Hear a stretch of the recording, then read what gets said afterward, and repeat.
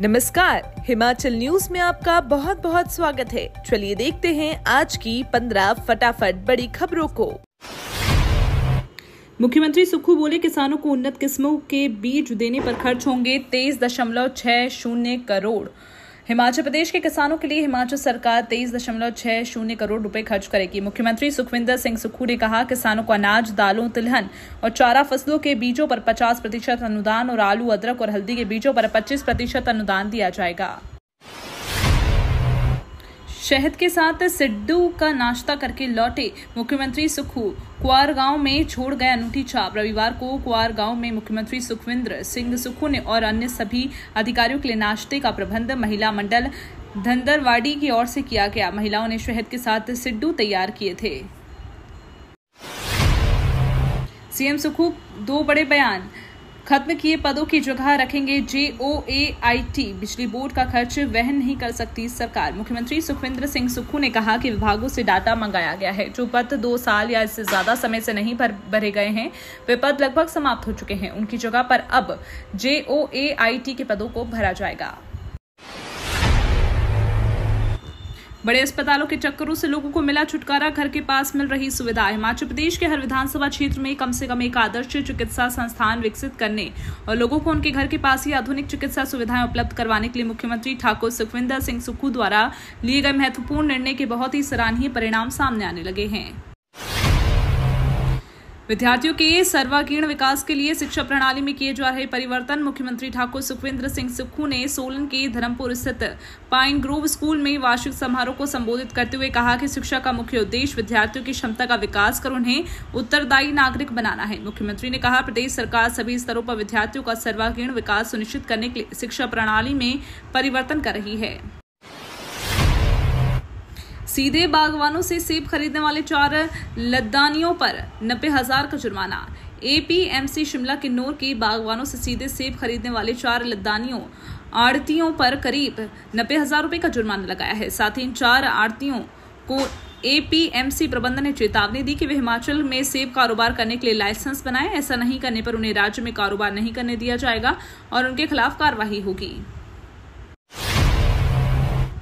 शिमला में बढ़ने लगी सैलानियों की भीड़, खूबसूरत वादियों और साफ मौसम का ले रहे आनंद। हिमाचल प्रदेश की राजधानी शिमला, जिसे पहाड़ों की रानी भी कहा जाता है, इस समय पर्यटकों से गुलजार है। वीकेंड पर बाहरी राज्यों से आए सैलानी यहां की खूबसूरत वादियों और साफ मौसम का आनंद ले रहे हैं।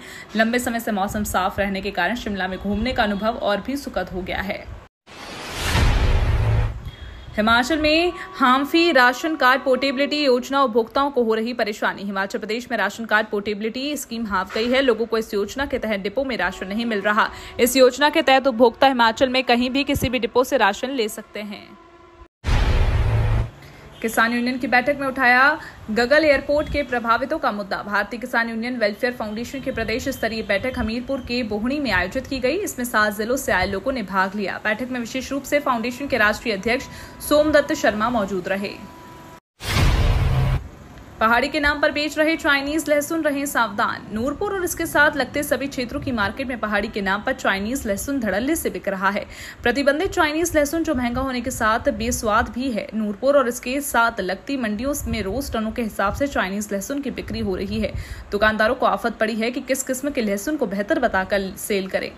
पहाड़ी लहसुन का मंडी में रेट 275 रुपए से लेकर 300 तक है। मार्केट में 350 तक मिल जाता है। दूसरी तरफ चाइनीज लहसुन मार्केट में 400 रुपए किलो मिल रहा है। लग घाटी के कालंग गांव में 2.5 मंजिल मकान में लगी आग, सबको जलकर हुआ राख। जिले की लग घाटी के कालंग गांव में आग लगने से 2.5 मंजिला मकान पूरी तरह से जलकर राख हो गया। आग लगते ही स्थानीय लोगों ने इसे बुझाने का प्रयास किया, साथ ही दमकल विभाग को भी मामले की सूचना दी। बिजली बोर्ड कर्मचारियों के समर्थन में उतरा संयुक्त कर्मचारी महासंघ, सुक्खू सरकार को दी चेतावनी। प्रदेश की सुक्खू सरकार की मुश्किलें कम होती नजर नहीं आ रही। अब संयुक्त कर्मचारी महासंघ भी हिमाचल प्रदेश बिजली बोर्ड कर्मचारियों के समर्थन में उतर गया। संघ ने सुक्खू सरकार को चेताते हुए कहा कि सरकार वार्तालाप करके बिजली बोर्ड में चल रहे गतिरोध को तोड़े, वरना प्रदेश में हालत बिगड़ जाएंगे।